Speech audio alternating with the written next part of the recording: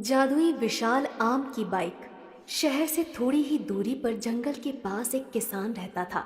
उस किसान ने अपने खेतों के पास ही अपना घर बना रखा था। सारे खेतों में बस आम की फसल उगा करती थी। उसे आम बेचकर बहुत ज्यादा आमदनी होती थी और वो शहर जाकर सारे आम थोक में बेच आता था। शहर और आसपास के सभी लोग उसे आम वाला कहकर पुकारते थे।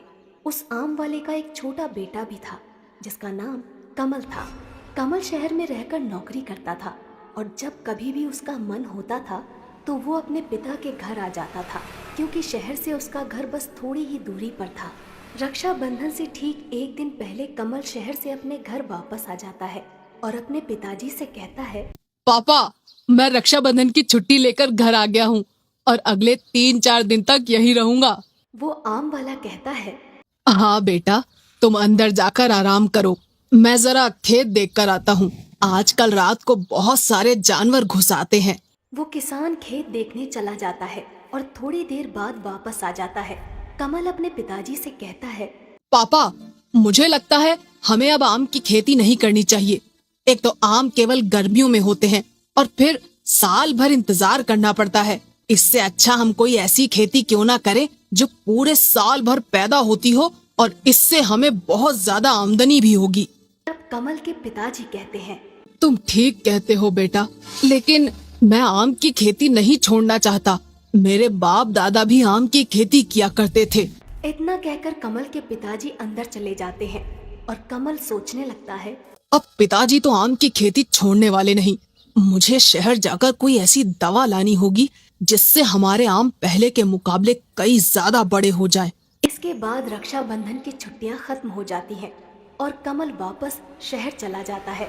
इस तरह समय गुजरता जाता है और अब धीरे धीरे गर्मी का महीना शुरू होने लगता है। हर बार की तरह इस बार भी गर्मियां शुरू होते ही कमल शहर से वापस अपने गांव की तरफ निकल पड़ता है। रास्ते में एक बहुत बड़ा जंगल पड़ता था। कमल जंगल से गुजर रहा था कि तभी उसे एक पेड़ के नीचे संत महात्मा दिखाई देते हैं। कमल अपनी बाइक खड़ी करके संत महात्मा के पास जाता है और कहता है, प्रणाम महात्मा जी।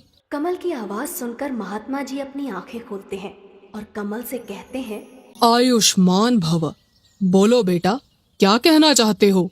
कमल थोड़ा हिचकिचाते हुए कहता है, वो महात्मा जी, मेरे पिताजी सालों से आम की खेती करते आ रहे हैं, लेकिन आम की खेती से हमें ज्यादा पैसा नहीं मिलता। आप कोई उपाय बताइए ताकि हम ज्यादा से ज्यादा कमा सकें। तब वो महात्मा जी ध्यान लगाते हैं और उनके हाथ में एक दिव्य जल की मटकी प्रकट हो जाती है।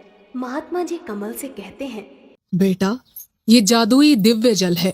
इस मटकी के अंदर तुम जो कुछ भी रख दोगे वो जादुई हो जाएगा, लेकिन याद रहे, इसका उपयोग तुम केवल एक ही बार कर सकते हो। कमल वो मटकी लेकर अपने घर आ जाता है और रात भर सोचता है कि उसे जादुई जल का उपयोग कैसे करना चाहिए। तभी उसके दिमाग में एक आइडिया आता है। अगर मैं इस मटकी के अंदर एक आम को रख दूं, तो वो आम जादुई आम बन जाएगा। फिर मैं उस जादुई आम की मदद से जो चाहे वो कर सकता हूँ। और कमल बागीचे से एक आम तोड़कर उस मटकी में रख देता है और सो जाता है। अगली सुबह जब कमल सोकर उठता है तो उस मटकी का दिव्य जल गायब हो जाता है और उसके अंदर वो आम ज्यों का त्यों रखा हुआ था। कमल को महात्मा जी की बात याद आ जाती है। इस जादुई दिव्य जल का उपयोग तुम केवल एक ही बार कर सकते हो। कमल उस आम को मटकी से बाहर निकालता है और अब वो आम जादुई आम बन चुका था। कमल उस जादुई आम को हाथ में लेकर कहता है, मुझे एक बहुत बड़ा आम चाहिए। और देखते ही देखते वो छोटा सा आम एक बहुत बड़ा आम बन जाता है जो कमल से भी ऊंचा था।